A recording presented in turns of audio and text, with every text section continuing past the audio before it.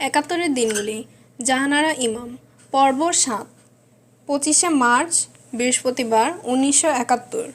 ২৩ মার্চের উজ্জ্বল প্রতিরোধ দিবসের পর কি যেন একটা কালো ছায়া সবাইকে ঘিরে ধরেছে। চারদিক থেকে খালি নৈরাশ্যজনক খবর শোনা যাচ্ছে। ইয়াহিয়া মুজিব ভুট্টোর বৈঠক যেন সমাধানের কোনো কুলকিনারা পাচ্ছে না। শেখ মুজিব প্রতিদিন প্রেসিডেন্ট ভবনে যাচ্ছেন আলোচনা করতে, বেরিয়ে এসে সাংবাদিকদের বলছেন আলোচনা এগোচ্ছে। ওদিকে আন্দোলনকারী জঙ্গি জনতাকে বলছেন দাবি আদায়ের জন্য আপনারা সংগ্রাম চালিয়ে যান, ঘরে ঘরে দুর্গ গড়ে তুলুন। বেশ কিছুদিন থেকে মুখে মুখে শোনা যাচ্ছে প্রতিদিন নাকি প্লেনে করে সাদা পোশাকে প্রচুর সৈন্য এসে নামছে বিমানবন্দরে। বিশ্বাস হতে চায় না কথাটা, তবুও বুক কেঁপে ওঠে। ওদিকে চট্টগ্রাম থেকে ২-৩ জন বন্ধুর টেলিফোনে জানা গেছে চট্টগ্রাম বন্দরে অস্ত্র বোঝাই জাহাজ এসে ভিড়েছে পশ্চিম পাকিস্তান থেকে। সে অস্ত্র চট্টগ্রামের বীর বাঙালিরা খালাস করতে দেবে না বলে মরণপণ লড়াই করে রাস্তায় রাস্তায় ব্যারিকেড দিচ্ছে। ওদের ছাত্রভঙ্গ করার জন্য আর্মি ঝাঁপিয়ে পড়ছে ওদের উপর। রুমির মুখে দুদিনের খোঁচা খোঁচা দাড়ি, মাথা চুল খামচে ধরে রুমি বলল, আম্মা বুঝতে পারছো না, মুজিব ইয়াহিয়া আলোচনা ব্যর্থ হতে বাধ্য। এটা ওদের সময় নেবার অজুহাত মাত্র। ওরা আমাদের স্বাধীনতা দেবে না। স্বাধীনতা আমাদের ছিনিয়ে আনতে হবে সশস্ত্র সংগ্রাম করে। আমি শিউরে উঠে বললাম, বলিস কি রে? পাকিস্তানি আর্মির আছে যুদ্ধের লেটেস্ট মডেলের সব অস্ত্রশস্ত্র, ওদের বিরুদ্ধে সশস্ত্র সংগ্রাম করবি কি দিয়ে? রুমি উত্তেজিত গলায় বলল, এক্স্যাক্টলি, সেই প্রশ্ন আমারও। সাদা গাড়িতে কালো পতাকা উড়িয়ে শেখ রোজ প্রেসিডেন্ট হাউসে যাচ্ছেন আর আসছেন, আলোচনার কোনো অগ্রগতি হচ্ছে না। ওদিকে প্লেনে করে রোজ সাদা পোশাকে হাজার হাজার সৈন্য এসে নামছে, চট্টগ্রামে অস্ত্রভর্তি জাহাজ ভিড়ছে, আর এদিকে ঢাকার রাস্তায় লাঠি হাতে বীর বাঙালিরা ধেয়ে ধেয়ে করে বঙ্গবন্ধুর বাড়ির সামনে গিয়ে বঙ্গবন্ধুকে সালাম দিয়ে হৃষ্টচিত্তে বাড়ি ফিরে পেট পুড়ে মাছ ভাত খেয়ে ঘুম দিচ্ছে। পল্টন ময়দানে ডামি বন্দুক ঘাড়ে কুচকাওয়াজ করছে। আমরা কি এখন রূপকথা জগতে বাস করছি নাকি? ছেলে মানুষেরও একটা সীমা থাকা দরকার। তাহলে এখন উপায় বোধহয় আর নেই আম্মা। ভয় আর আতঙ্কের একটা হিম বাতাস আমাকে অবশ করে দেয় যেন। না না, ওরকম করে বলিস না। তুই শেখের রাজনীতি সমর্থন করিস না তাই কথা বলছিস। তোরা হলি জঙ্গি বাঙালি, খালি মার কাট। শেখ ঠিক পথেই আন্দোলনকে চালাচ্ছেন। ইয়াহিয়ার সঙ্গে আলোচনা ব্যর্থ হলেও এভাবে অহিংস অসহযোগ আন্দোলন চালিয়ে জনগণ তাদের দাবি ঠিকই আদায় করে নেবে। আম্মা, তুমি কোন আহম্মকের স্বর্গে বসে আছো? শুধু কয়েকটা বিষয় তলিয়ে দেখো। পূর্ব পাকিস্তানে বর্তমানে যা যা ঘটেছে সবই পাকিস্তান সরকারের বিরুদ্ধে। স্বাভাবিক হিসাবে এগুলো সবই বিষম রাষ্ট্রদ্রোহিতা। দেশে সবসময় কর্তা প্রেসিডেন্ট খোদ হাজির, অথচ দেশ চলছে শেখের কথায়। লোকে অফিস আদালত ব্যাংক সব চালাচ্ছে শেখের সময়। তারপর দেখো পাকিস্তান সরকারের হেনস্থা। টিক্কা খানকে কোনো বিচারপতি শপথ গ্রহণ করাতে রাজি হলো না বলে বেচারা গভর্নর হতে পারল না, শুধু মার্শাল র অ্যাডমিনিস্ট্রেটর হয়ে কাজ চালাচ্ছে। প্রেসিডেন্ট ঢাকা এসে নামলো আর তার বাসভবনের সামনে বিক্ষোভ। সেনাবাহিনীর জন্য কোনো বাঙালি খাবার জিনিস বেচছে না। ওরা কতদিন ডাল রুটি খেয়ে থেকেছে, তারপর প্লেনে করে পশ্চিম পাকিস্তান থেকে খাবার আনতে হয়েছে। এত সব কাণ্ডের পরও ইয়াহিয়া সরকার একদম মুখ বুজে চুপ করে পড়ে আছে। কেন বুঝতে পারছো না? ওরা শুধু সময় নিচ্ছে। ওরা আলোচনার নাম করে আমাদের ভুলিয়ে রাখছে। শেখ বড্ড দেরি করে ফেলেছেন। এ পথে এভাবে আমরা আর বাঁচতে পারবো না। আমি রাগ করে বললাম, দাড়ি কামিয়ে সাবান মেখে ঠান্ডা পানিতে ভালো করে গোসল কর দেখি বাপু, মাথা বড্ড বেশি গরম হয়ে গেছে। রুমি নীরবে উঠে নিজের ঘরে চলে গেল। আমি কেমন যেন চুপসে গেলাম। নিজের মনেও যেন আর জোর পাচ্ছি না। আজ আবার রবীন্দ্রসঙ্গীত শিল্পী দম্পতি আতিক ও বুলুর বাসায় রাতের খাবারের দাওয়াত আছে। এরকম অবস্থায় দাওয়াত খেতে যেতে ইচ্ছে করে না, আবার ঘরে বসে থাকলেও ফাঁপড় লাগে। শরীফের মিটিং ছিল ঢাকা ক্লাবে, অতএব আমি একাই গেলাম আতিকের বাসায়। সেখানে দেখা হলো এনায়েতুল্লাহ খান ও তার স্ত্রী লিনার সঙ্গে, লিনার ছোট ভাই জিল্লুর রহমান খান ও তার আমেরিকান বউ মার্গারেটের সঙ্গে। আরও এসেছে আতিকের বন্ধু হালিম ও তার স্ত্রী মণি, আতিকের ভাইরা ভাই ফাত্তা ও তার স্ত্রী। সকলের মুখে একই কথা, কি হবে? প্রেসিডেন্ট ইয়াহিয়া নাকি কাউকে না জানিয়ে লুকিয়ে প্লেনে চড়ে পশ্চিম পাকিস্তান চলে গেছে। রাস্তায় নাকি ইতিমধ্যেই আর্মি নেমে গেছে। আমি বুঝতে পারছি না আর্মি কেন নামবে। 9:30টার সময় মাসুমা ফিরল টিবি অফিস থেকে। কিছুদিন আগে বড় ভাই রফিকুল ইসলামের বাসা ছেড়ে এখন মেজ ভাই আতিকুল ইসলামের বাসায় থাকছে। সে এলো ঝড়পথে পাখির মতো বিধ্বস্ত চেহারা নিয়ে। সবার মধ্যে যে আশঙ্কা তার মধ্যেও তাই। বরং টিভি স্টেশনে সে আমাদের চেয়ে বেশি কিছু শুনেছে। কিন্তু মাসুমা আমাদের সঙ্গে বসলো না, বলল, খুব বেশি টায়ার্ড আমি, নিজের ঘরে যাই। অনেক বলা সত্ত্বেও সে খেলো না আমাদের সঙ্গে। আমাদেরও খিদে ছিল না, কোনো মতে খাওয়া সারলাম সবাই। 10:30টায় শরীফকে ফোন করলো। এখনও দেরি করছো কেন? শহরের অবস্থা ভালো নয়, বহু জায়গায় জনতা নতুন করে ব্যারিকেড দিচ্ছে। ইয়াহিয়া ঢাকা ছেড়ে চলে গেছে। অনেক রাস্তায় আর্মির গাড়ি দেখা যাচ্ছে। তাড়াতাড়ি বাড়ি চলে এসো। ঘুমিয়ে পড়েছিলাম, হঠাৎ ভীষণ শব্দে ঘুম ভেঙে গেল। চমকে উঠে বসলাম। রুমি জামি ছুটে এলো ঘরে। কি ব্যাপার? 2-3 রকমের শব্দ, ভারী বোমার বুম বুম আওয়াজ, মেশিন গানের ঠাঠা আওয়াজ, চি করে আরেকটা শব্দ। আকাশে কি যেন জ্বলে জ্বলে উঠছে। তার আলোয় ঘরের ভেতর পর্যন্ত আলোকিত হয়ে উঠছে। সবাই ছুটলাম ছাদে। আমাদের বাড়ির দক্ষিণ দিকে মাঠ পেরিয়ে ইকবাল হল, মহসিন হল, আরও কয়েকটা হল, ইউনিভার্সিটি কোয়ার্টার্সের কয়েকটা বিল্ডিং। বেশিরভাগ আওয়াজ সেই দিক থেকেই আসছে। সেই সঙ্গে বহু কণ্ঠের আর্তনাদ, চিৎকার। বেশিক্ষণ ছাদে দাঁড়ানো গেল না। আগুনের ফুলকির মতো কী যেন চি করে শব্দের সঙ্গে এদিক পানে উড়ে আসছে। রুমি হঠাৎ লাফ দিয়ে কালো আর স্বাধীন বাংলার পতাকা দুটো নামিয়ে ফেলল।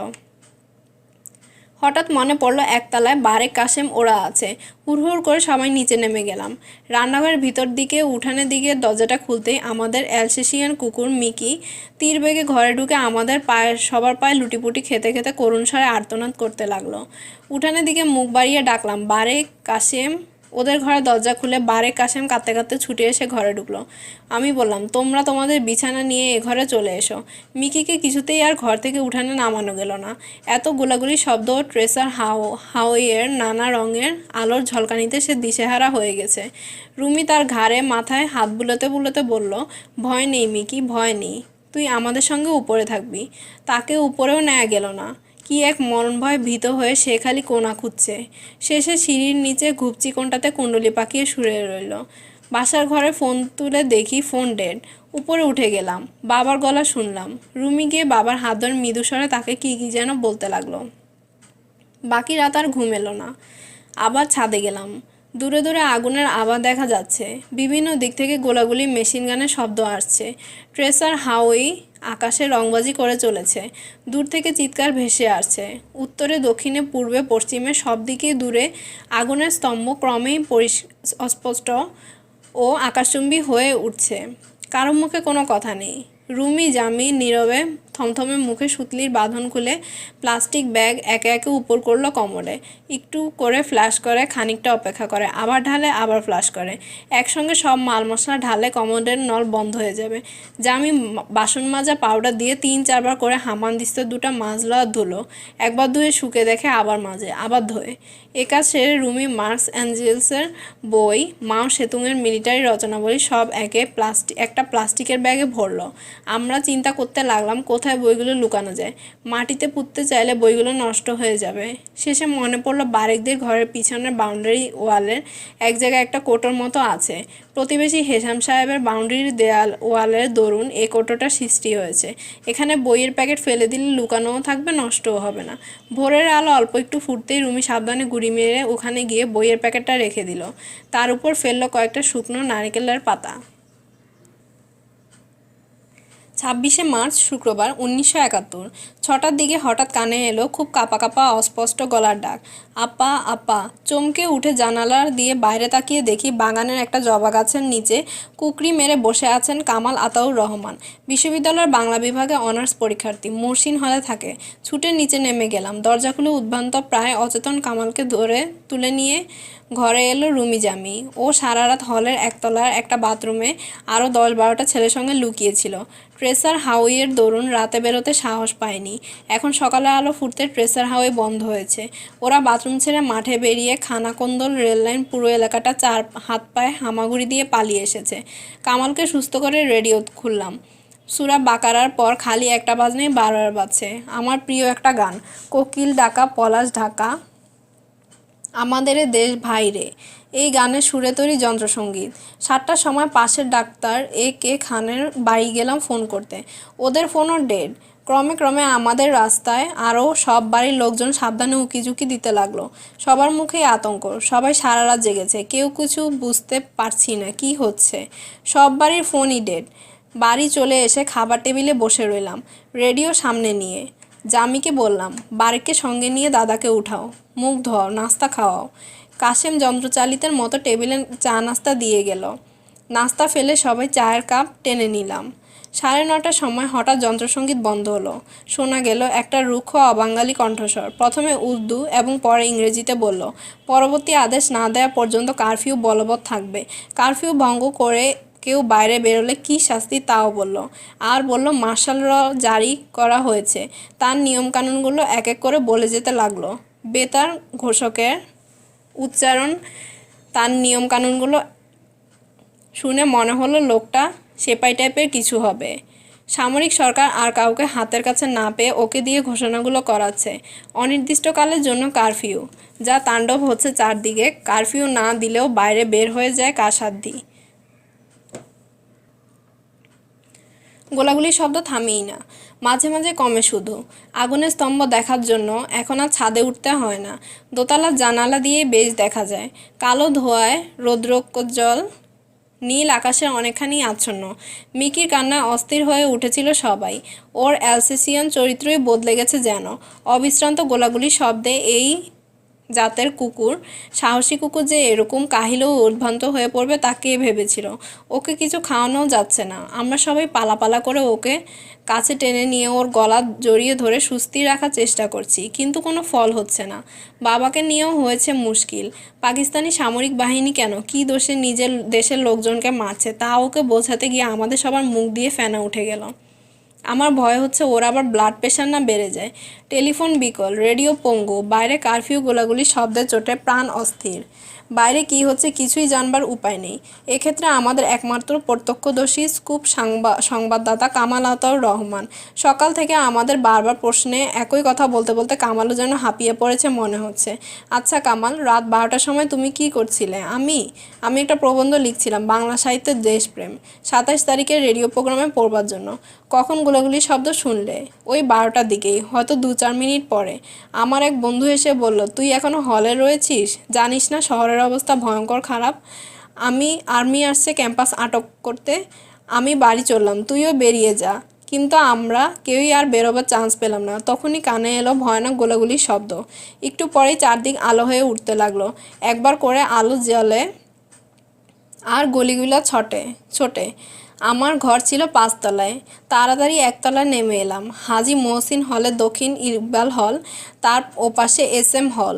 মনে হলো ভারী ভারী কামানের গোলা দিয়ে মিলিটারিরা ইকবাল হল উড়িয়ে দিচ্ছে। আমাদের হলের দিকে গুলি ছুটে আসছিল। তোমাদের হল আক্রমণ করেনি? না। আমরা প্রতি মুহূর্তে ভয় করছিলাম এই বুঝি হাজী মহসিনেও এলো, কিন্তু ওরা আসেনি। আর কোথায় কোথায় ওরা অ্যাটাক করেছে বলে মনে হয়, ঠিক বলতে পারবো না। মনে হয় SML হল, জগন্নাথ হল, শহীদ মিনার, ওই দিক থেকেই শব্দ বেশি পাওয়া গেছে। তোমার কি মনে হয় ইকবাল হল, SM হল সব একবারে ভেঙে গুঁড়িয়ে দিয়েছে, সব ছেলেদের মেরে ফেলেছে? কি করে বলবো, আমরা তো একতলায় বাথরুমে লুকিয়েছিলাম। শব্দ শুনে মনে হয়েছে ভারী ভারী গোলা। মহসিন হলের মাথার উপর দিয়েও গুলি ছুটে আসছিল। জানালার কাঁচ ভাঙার শব্দ পেয়েছি সারা রাতি। এক পর্যায়ে কামাল বাথরুমে গেলে রুমি আমাকে বলল, ওকে আর জিজ্ঞেস করো না তো আম্মা, দেখছো না ওর কষ্ট হচ্ছে? তা তো দেখছি, কিন্তু কী যে হচ্ছে চারদিকে তাই বুঝবার আর কি আছে আম্মা, যা ঘটবার কথা ছিল তাই তো ঘটেছে।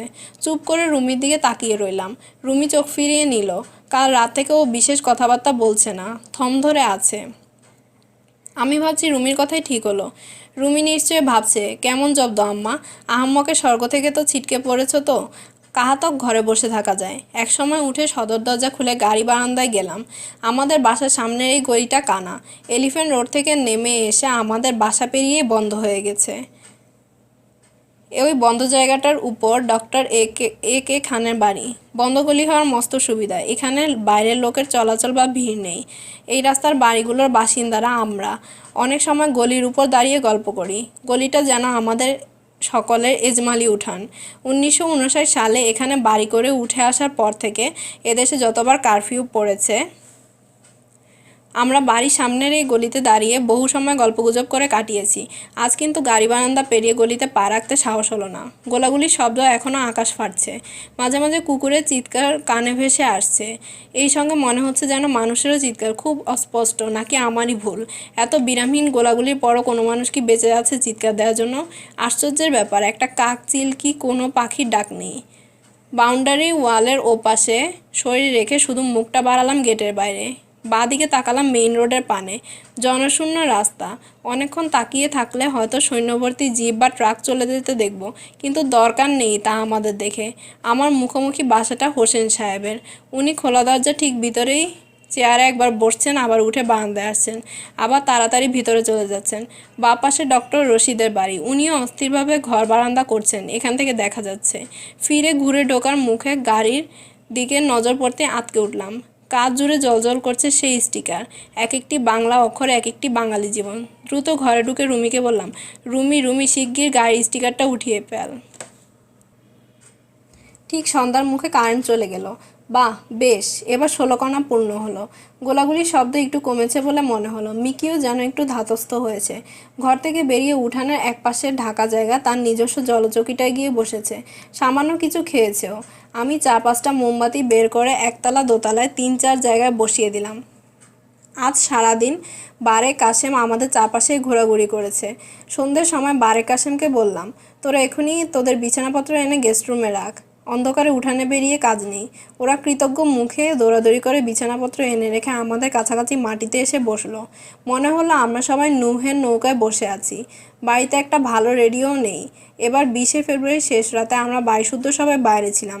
সেই ফাঁকে বাসায় চোর ঢুকে অনেক জিনিসের সঙ্গে আমাদের ভালো রেডিওটাও নিয়ে যায়। এতদিন কিটির দামি রেডিওটাই ব্যবহার করতাম। ও গুলশানে চলে যাওয়াতে রুমি জামির নরবরের 2-in-1টা দিয়ে কোনো মতে কাজ চালাই, কিন্তু এটাতে বিবিসির বাংলা সার্ভিসটা ধরা যায় না। আকাশবাণীও ঢাকার রাস্তায় আর্মি নেমেছে, এর বেশি কিছু বলেনি। টিভি বন্ধ। কী আর করি? তাড়াতাড়ি খাওয়া দাওয়া সেরে কাজের লোকদের রেহাই দিলাম। সবাই সিঁড়ি দিয়ে উপরে উঠছে।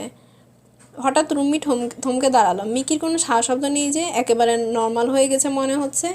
জামি বলল, ওকে ভেতরে আনা হয়নি। আবার আমরা সবাই নিচে নামলাম। দরজা খুলে উঠানে নেমে মিকির জায়গায় গিয়ে দাঁড়ালাম। মোমবাতির কাপা কাপা আলোয় দেখলাম মিকি মরে পড়ে রয়েছে।